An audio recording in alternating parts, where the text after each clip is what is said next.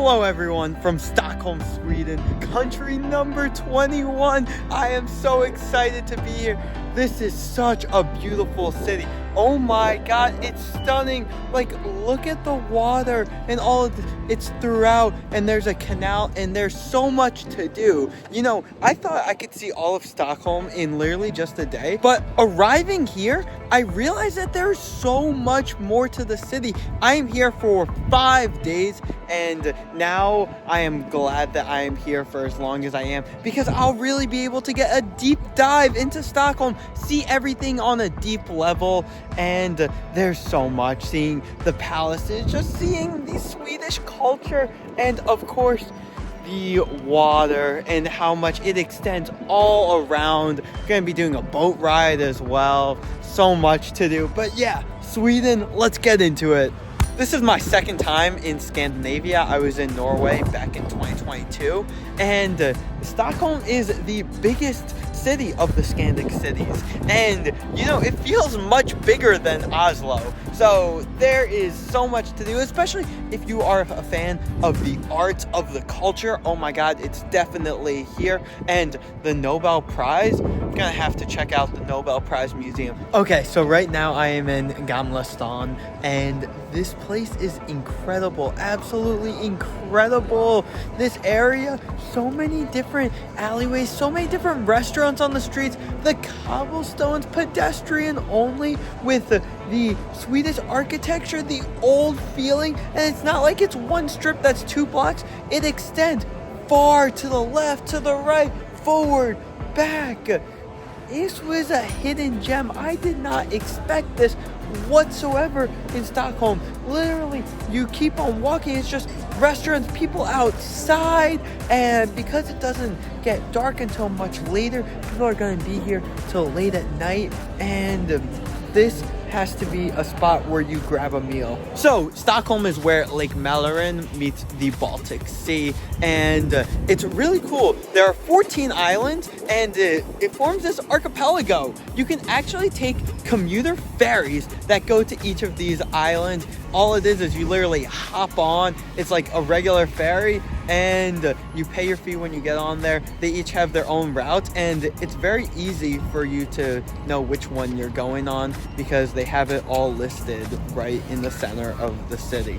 So you don't even need to take a tour if you don't want to. You can literally just hop on these commuter ferries and go. Whoa, wait, do you want to see something awesome? So this is a boat, right? You think it's a regular boat? No, this is a hotel. Literally a hotel. It's a boat that they turned into rooms. You see, it's actually in the water right here. That's crazy.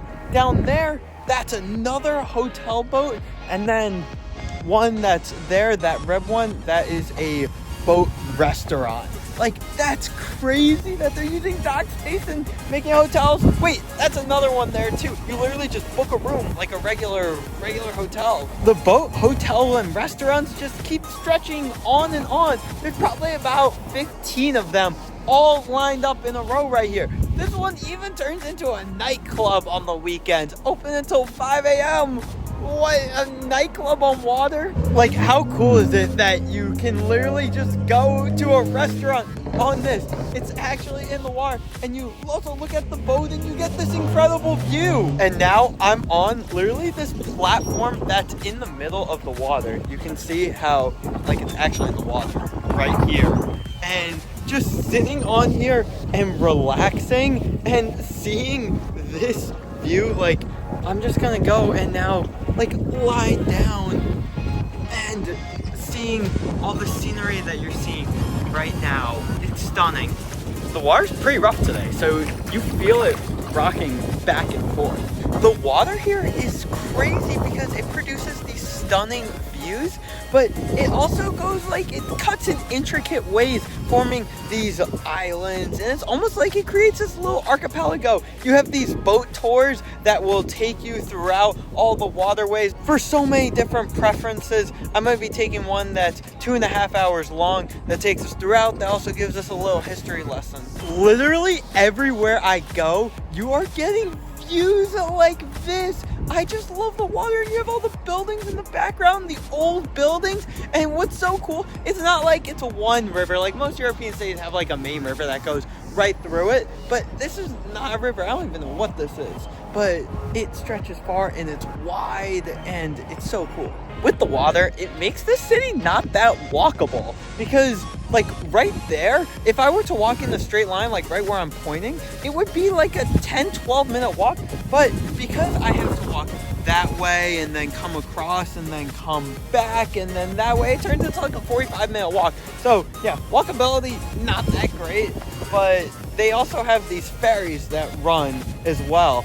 And in addition to, because it's not so walkable, everybody bikes. Literally everyone. They have bike paths going everywhere, and you know, as a pedestrian, you can't just wander, because just like that, you're gonna be in a bike path and almost get run over. So if you're here, also rent a bike and take it throughout. So right here is the Royal Palace. This is where the King of Sweden lives, and wow, what an impressive palace this is.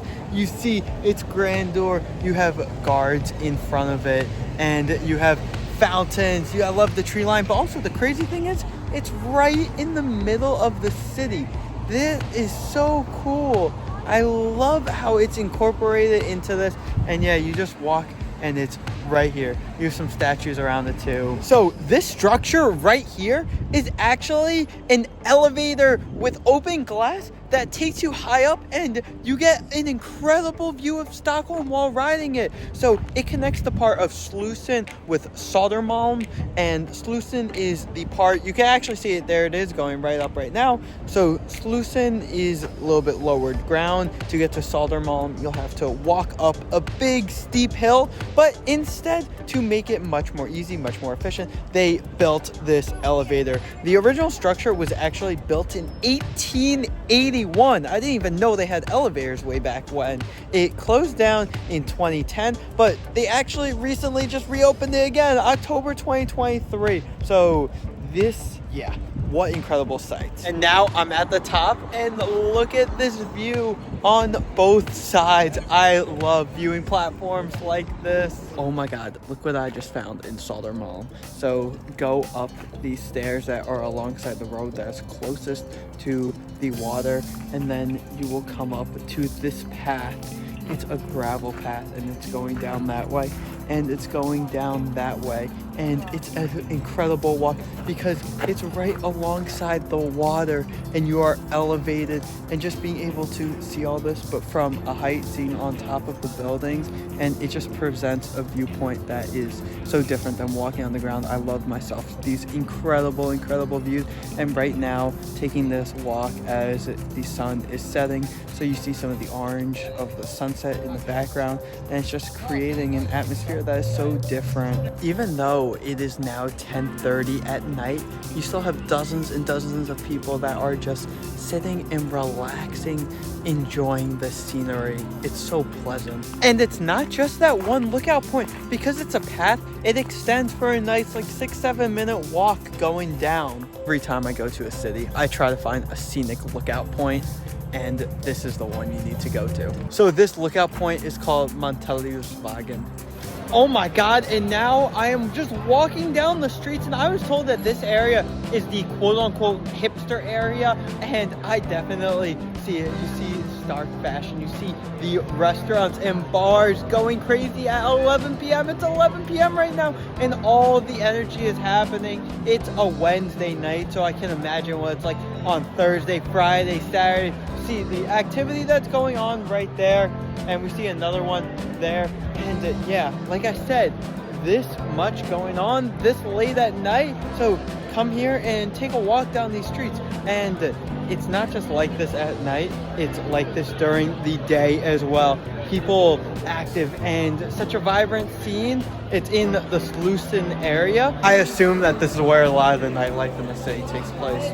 So here is the Vasa, and it was built in 1626. It started sailing in 1628. It had one voyage, and one voyage only, literally 1,000 meters after it left land, it sunk. But the coolest thing about this is one of the oldest fully intact ships in existence. It might be the oldest fully intact ship.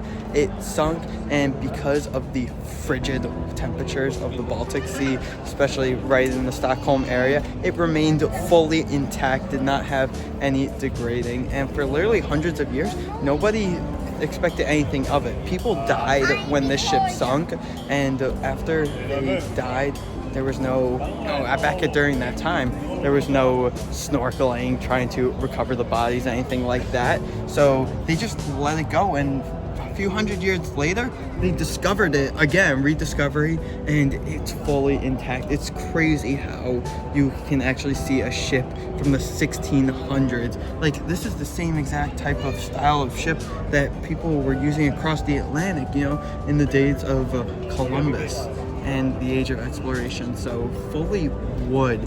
It's insane how a ship like this was able to be in the water. Well, I guess not this one because clearly it sunk, but other ones that were, I guess, very well designed. The ship is 226 feet long. It had 64 bronze cannons on it, and it had a crew size of 500 people. You can literally see the openings of where these cannons would take place. Here is a rendering of what the ship actually looked like during its time. Of course, it's a small model, and you can see exactly what it looked like with the sails, and you can actually see it was quite colorful. Now, of course, the ship is all gray because it's degraded a bit. This is definitely the most popular museum in the city. It costs about $25 entry, but for those under the age of 18, completely free. And it's not just the Vasa. Right here, we have one of its tender boats as well, still fully intact.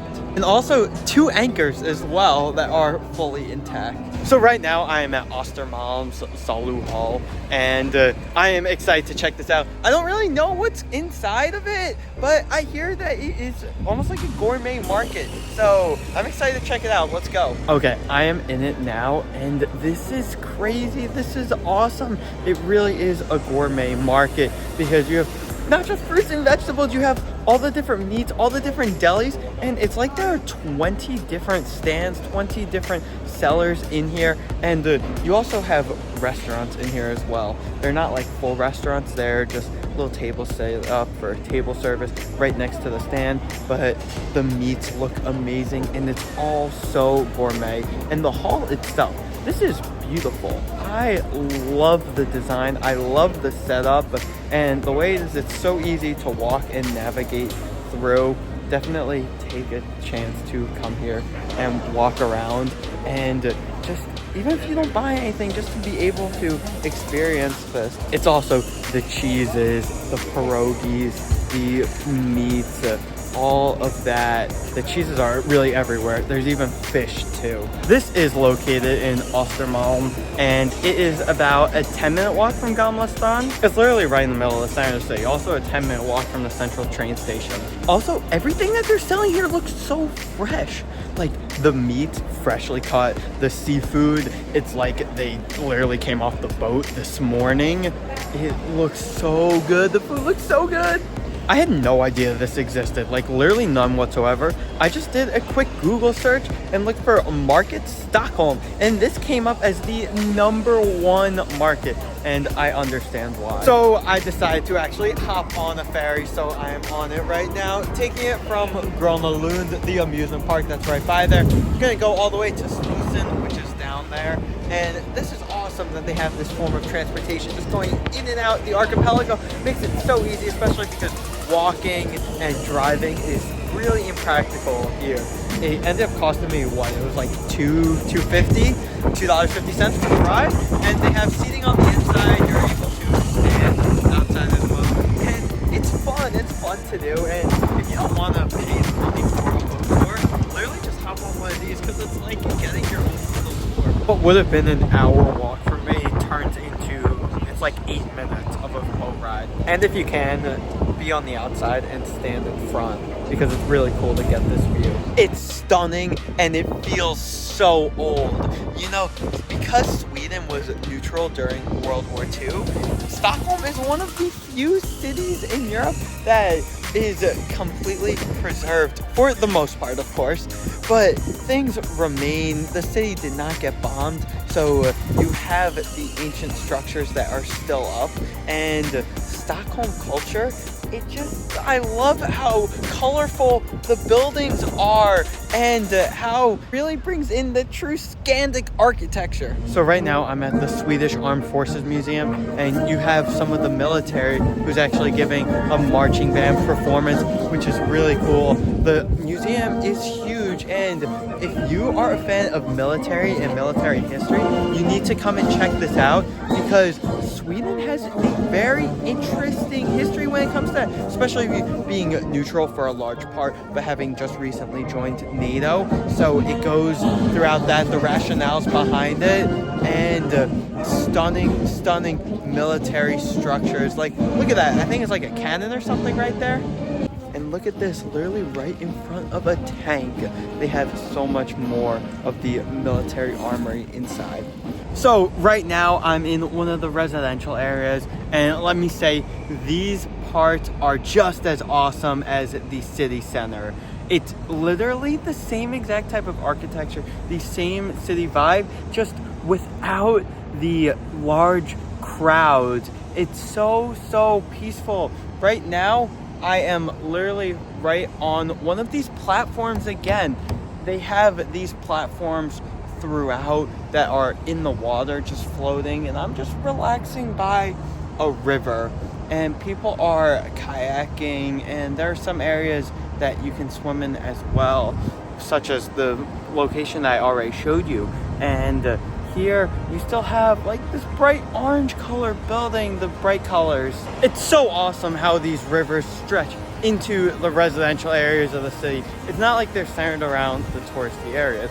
Also, relating to the architecture, a lot of times in cities I find that it has this old feel around the touristy centers, because that's what people coming to the city want to see. But then once you get towards like the outskirts and where people are living, then it starts to dwindle out a little. But no, it's exactly the same, and it's awesome. The bright colors and the same structures everywhere. There's this one really cool path that goes through the apartments, and yeah, of course the buildings are still brightly colored, but you have restaurants on the left, restaurants on your right. I'm continuing to walk down the areas, and it's all like this. So many different streets. So it's not just that one strip that I was on. These areas with the homes and the restaurants just extend. So yeah, get out of the city center, come to the area that I'm in right now, and take a walk down these streets, especially during dinner time. Public transportation is so easy to get here, but also you want to walk, it's literally 25-30 minute walk. And going back to my point earlier, I'm in one of the communities again, and you just see the restaurant right behind me, just how packed it is. And the restaurants more down the street, they're the exact same way. People love going out, enjoying a meal. And it's all locals right now, not a single tourist. So come to one of these restaurants. Don't go to the touristy ones in Gamla Stan and others. Well, actually, you definitely should go to those, but go to one of these as well. So, right behind me, Karlberg Palace. And oh my god, the structure is huge. It's huge. It's so cool. It stretches probably like 200 yards. And this palace was built in 1630. Now, today, it is home to the military academy, Karlberg. And this is where all of the cadets stay. But what I love about it, not just its in grandeur, but the fact that it is right alongside a lake that you can just sit on a platform, relax. There's a little harbor with the boats that people can then take out boats to go in the water. But it's also a huge park as well. It sets off probably like half a square mile of just park right behind it, open space. Now I'm just taking a moment to rest, sitting on a rock with these views. I picture it at night to be very elegant, people coming, relaxing after work, and then heading straight to their homes, which are a minute and a half from here. Whoa, and I'm on the outskirts now in the residential area, and another boat hotel? What? Why are these in so many different parts of the city? And this one is so cool because you don't even have the cabins on top. I assume the cabins are like underneath. Look at this marina that I just stumbled across. Oh my god, I love it. It's literally right in the middle of the river, and with these boats you can take them out into the greater waterways, and these are quite heavy duty boats, so you can even take them out into the Baltic Sea, do a little bit of fishing. You know, fun fact, you don't even need a fishing license. Langholmsbadet, that is the name of this nice little beach that I found, residential beach. It's very small, but it's very enjoyable. You can sit and relax and go in the water with literally right in the middle of the city. It's about a 45-minute walk from the city center. Right behind me is the National Museum of the Fine Arts, and did you know that Stockholm is probably the biggest cultural center in all of Scandinavia when it relates to the fine arts? I just love how the museum is right alongside the water, both on this side and the other side, and the building is so old. I don't know if it's actually old or if they just designed it this way. Someone let me know in the comments. But it just has the stone and the carvings and some of the arches, but they're not Roman arches, they're Nordic arches, and it's awesome how it's right near the palace, and it's right next to Gamla Stan. And I did not have a chance to go in there, but I have been told that you need to check this out if you're an art fan. And it's perfect because right down there is Gamla Stan, and then right down there, down that arch, is the main central walking pavilion in Center City. So literally right in the middle of both. And now I'm just walking alongside the main central pavilion. It's awesome because pedestrian only, and you got all of the restaurants sitting, and you got the nice stores as well selling some high-end clothing, being able to sit at a cafe at nighttime, sit at a restaurant, have a nice meal. Price-wise, things are just like Gamla Stan, a little elevated than compared to the rest of the city, but you know, it's nothing crazy. It's just like every single central walking area in every single European city. There's nothing that much different about, which is why I think you really need to explore Gamla Stan as well as everywhere else in the city, because yeah, here it's so basic. Everywhere else has that real Swedish cultural element. I love how important nature is in Sweden. So right in the middle of the city, we got a little park, and as you get towards the outskirts of Stockholm, there are a lot of these, but they're huge. This is just a small one. Okay, wait, so I was completely wrong about this park. It's actually much bigger than I thought. You have this lovely green area, and we have fountains going off, and I love how we have this statue with the lion, and the statue actually depicts King Karl the 13th from the late 1700s, early 1800s, and you can see his right arm is leaning on an anchor, and that's to signal the rich naval history that is here. What I think I'm gonna do now, I'm just gonna go and relax on this hammock.